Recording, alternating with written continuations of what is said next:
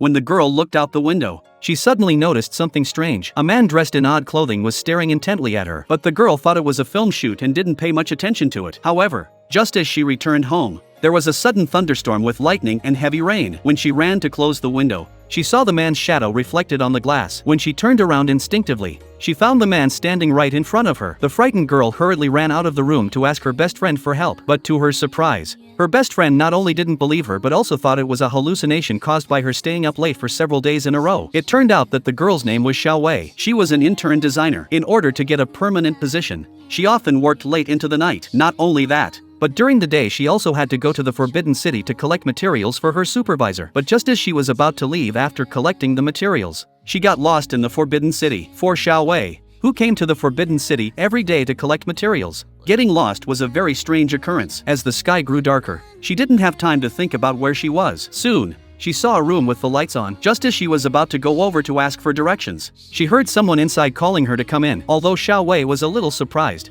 she still pushed open the door. At that moment, an old woman came out from inside. It seemed as though she had known Xiao Wei was coming. However, Xiao Wei didn't think much of it and simply explained that she was lost and wanted to know how to get out. The old woman just shook her head. Seeing that her inquiries were fruitless, Xiao Wei was about to leave when the old woman suddenly called her back. She picked up the lamp on the table and offered to give it to Xiao Wei. However, Xiao Wei saw that the lamp was too valuable and was worried she might break it, so she politely refused. But to her surprise, this angered the old woman. Seeing her firm attitude, Xiao Wei could only reluctantly accept it. But as soon as she stepped out, the gem on the lamp suddenly began to glow. The canvas above also started to rotate. In an instant, the room was filled with smoke, and the eerie night made her feel uneasy. This made her hasten her steps. She eventually made her way out.